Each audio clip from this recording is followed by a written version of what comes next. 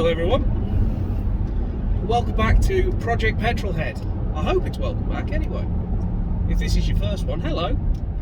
This is Project Petrolhead, a channel where I drive a Jaguar XK, just about, and yeah, today we're not going anywhere in particular, because today I want to talk about the car. I sort of glossed over the car completely on my first video. So I want to talk about really 5 things I love about this car and 5 things I don't much love about this car. Bit of a list video, yes. Yes. So first thing we're going to talk about, first thing I love is the noise. Let me just pop it into.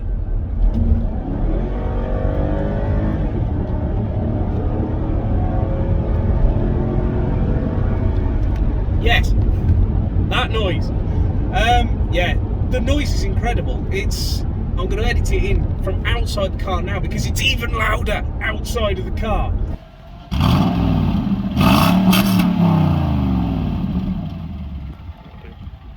That noise is being generated by a 4.2 litre naturally aspirated V8, nicked from Ford in the early noughties.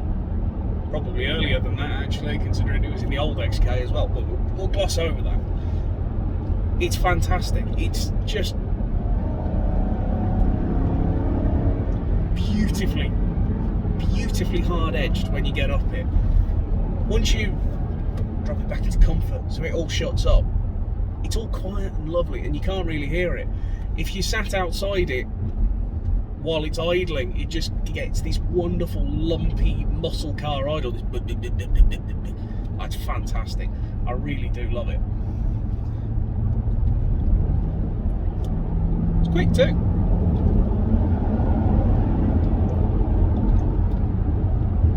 Yeah, point number 2 is the performance, because with engine noise comes engine speed. Unless you're a Jensen Interceptor, in which case with engine noise comes a lot of smoke.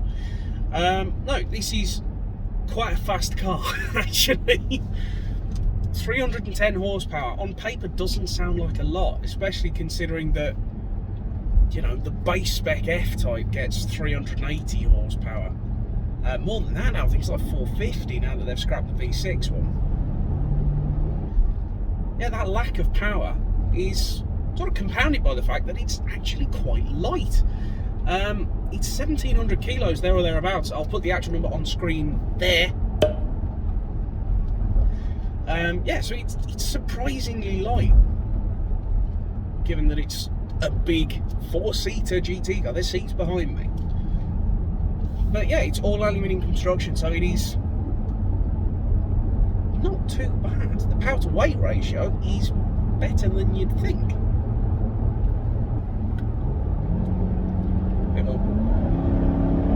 Bit more engine noise, I think. Yeah, that'll do.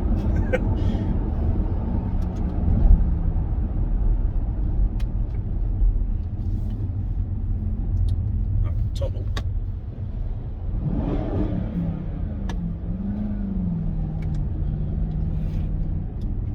You can't not really.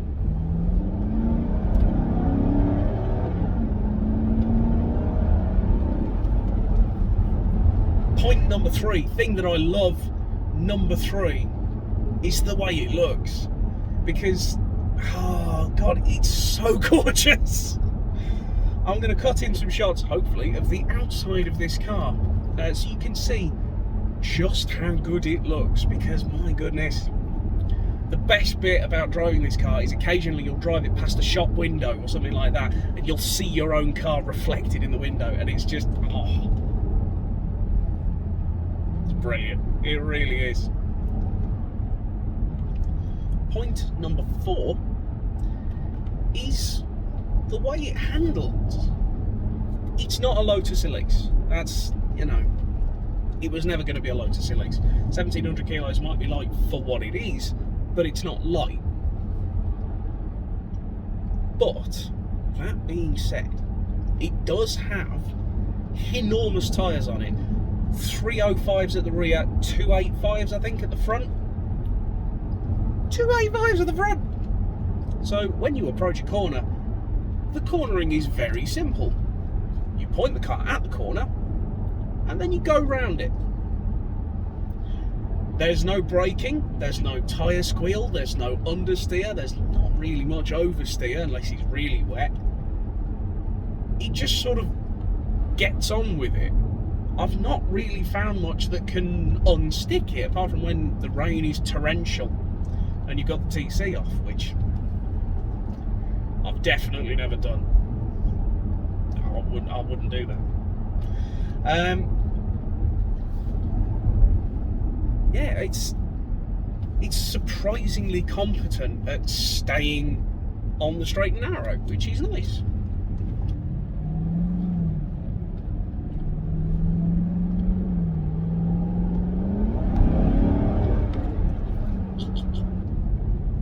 Point 5 on this list of things that I love about the car is the price. Because this car, when it was new, was about £60,000. I can't afford that. However, these cars now can be had from 10 grand, maybe less for a leggy one. This one's got pretty decent mileage on it. It's under 80,000 miles. I've put 10,000 of those on myself. And I bought this for £12,000. So it really does represent some pretty decent value for money, considering, you know, what else was contemporary at the time? Maserati Grand Coupe, need another 10 grand. Mercedes SL 500, you can get one for about the same price if you want one. BMW 6 Series, I wouldn't give it a thank you.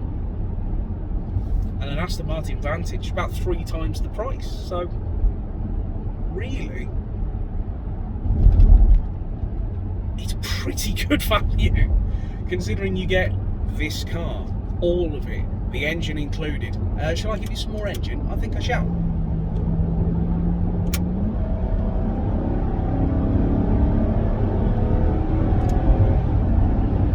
Yeah, you get that for 10 grand.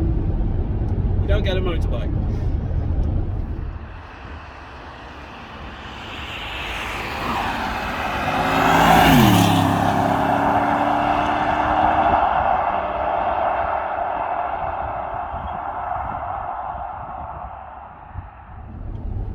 But of course, with every silver lining, there must first come a cloud. And there are some things that I don't like about this car, believe it or not. It's not many, and they're not major, but they're there. So, we'll start with those. Point number 1, back to that engine. It's thirsty. It's very thirsty. Well, I can tell you just how thirsty if I go to vehicle on the trip computer. I'm currently doing 20 miles to the gallon, and this has been a good run, like a longish run. 20 mpg, single figures if you're gunning it, and I can say that from experience. Yeah, it's a bit heavy on the old wallet occasionally. A full tank where I live is about 100 quid. You know, further afield when petrol's more expensive, yeah, you really don't want to be filling up too often. But the fuel tank is decent. You get about 350 miles to a tank, so not too bad, I suppose. The tank's quite big. But yeah, this is not a car to run on a shoestring budget. You need a slightly bigger budget, more of a bootlace budget. Sort of leading on from that, point number 2, the reliability. Jaguars are famed for having reliability and quality. Yeah. Since I've had this car, some things have happened. The battery needed to be replaced, which is fine, but it's keyless start, so the car just wouldn't turn over. And the battery's in the boot, which is solenoid released. So if the battery dies completely, you can't get into it. That's not great. One of the brake calipers seized, so it was just scraping a big old circle into the brake disc, ruined both the disc and the caliper. All of that had to be replaced, and as you can imagine, with a car like this, those parts are not cheap. Other things, it eats tyres at a rate hitherto unknown to man, and all of the heat shielding that sits between the exhaust and the main body of the car, it just fell off. Other things, as mentioned in previous video, water started cascading into the passenger footwell. One of the pipes on the heater matrix packed up, which luckily could be fixed without too much hassle. We didn't even need to replace the part, which is nice. And one thing I've learned with this car is that it's so low that a regular jack doesn't fit under it. You need a low profile jack, which I didn't have. And as of now, I still don't. I might get one at some point. I will say though, on the reliability front, touch wood, there's been no major mechanical faults yet. And I know by saying this to you on camera, I'm now cursing it to happen, but the gearbox seems fine, the engine seems fine, they run consistently, it starts on the button, I get no whines or scrapes or knocks or anything from the ZF gearbox. 6-speed ZF gearbox in this, sealed for life unit, but it has been serviced properly, so that's all good. I've got to mention the gearbox. I might sort of add this as a little footnote onto the list of things I like, because I've been lucky enough to have driven a contemporary to this car, Aston Martin V8 Vantage, and my goodness, the gearbox in that is crap. I don't think there's a better word for it. It is proper nafola. It's one of those automated manual boxes, so you pull a paddle and then nothing happens for a bit, and then it goes ka-dunk, and then you change gear and keep going. This has a proper torque converter automatic, and that is nice because the changes are smooth. It slurs them together quite well in comfort mode. You don't really notice anything happening. It pulls off in second gear, stuff like that. It's all very comfortable. When you're in sport mode, you've got paddles on the wheel. It's decently quick. It's nowhere near as quick as a modern double clutch or a PDK or anything like that. There is still like a beat between pulling the paddle and the gear changing. But compared to that auto manual horrible, what do they call it, Touchtronic, it's much better than that. It really is much better than that. Point number 3 that I don't like is the infotainment. The infotainment is like a small turd on top of an otherwise beautifully arranged birthday cake, because the interior is lovely, it's plush, it's comfortable, everything is leather, there's lovely aluminium bits everywhere, that's all nice. But the infotainment looks like it's been drawn in crayon.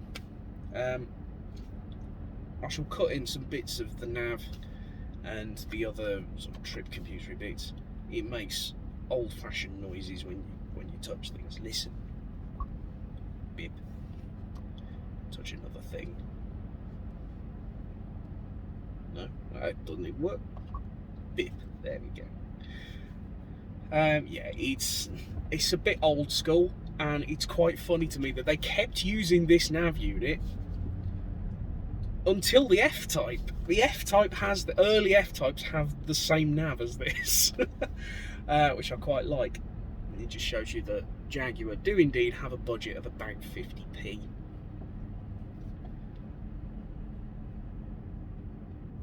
Number 4 thing that I don't like,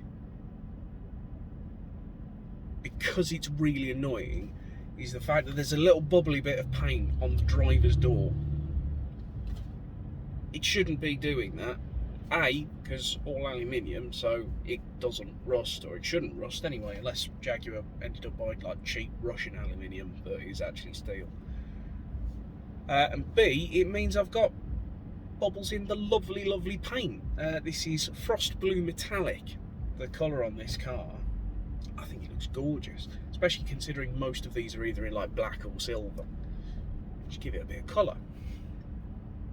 So it means I've got to have that corrected at some point, which is annoying and shall be expensive.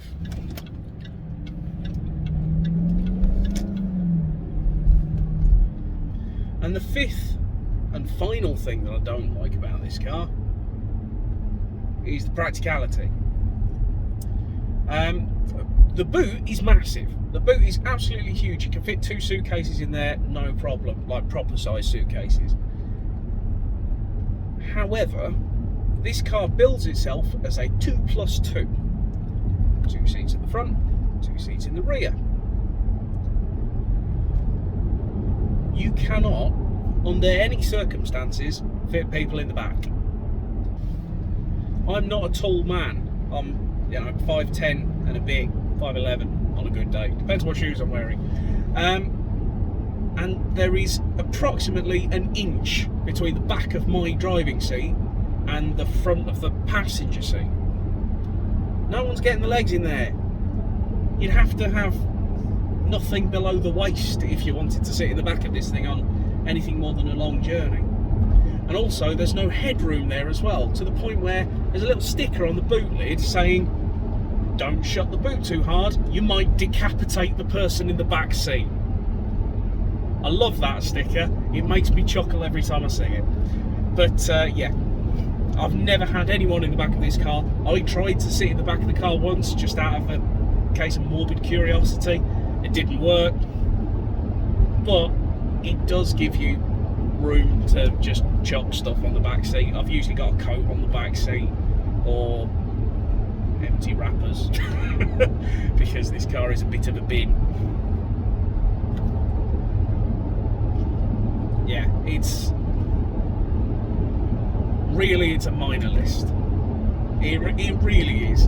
In the grand scale of things, I cannot bring myself to hate this car for any reasonable length of time, because whenever I find myself disliking the car, I'm annoyed with it, or I've had a really naff day at work, I'll get in the car and I'll do this.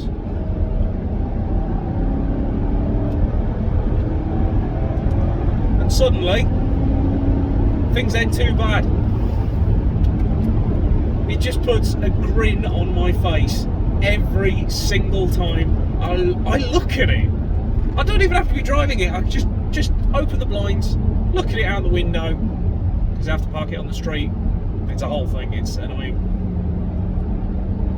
And I just grin to myself. I end up doing this stupid cheesy grin from ear to ear because I've got a Jag.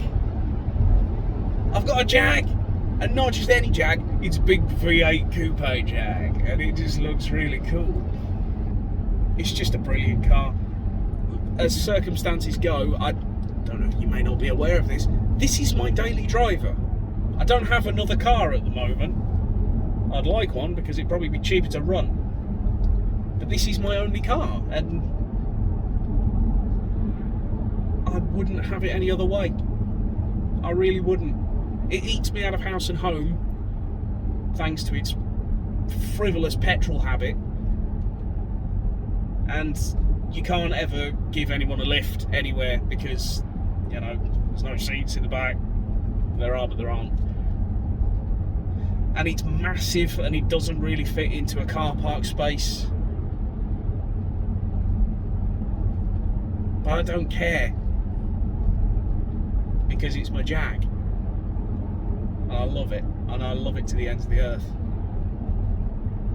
I want to keep this car for as long as possible. For as long as I am physically able to, I will have this car.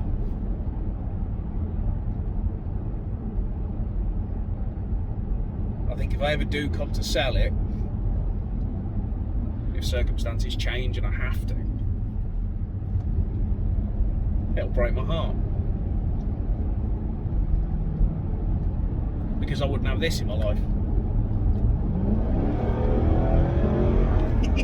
There is more to it than the engine, but you know, it's a big bit. It's a big bit of why I like it.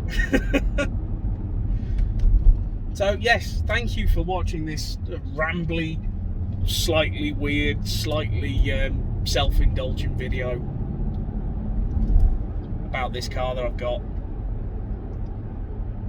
I hope you enjoyed watching it as much as I enjoyed making it, as much as I enjoyed talking about this car, because I'll always enjoy talking about this car.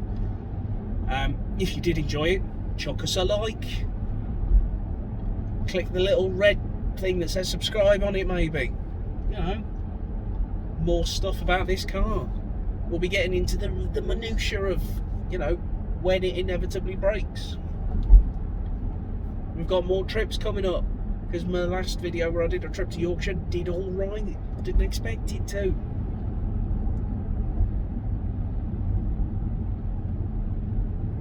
So yeah, thank you all for watching, and I'll see you next time on Project Petrolhead.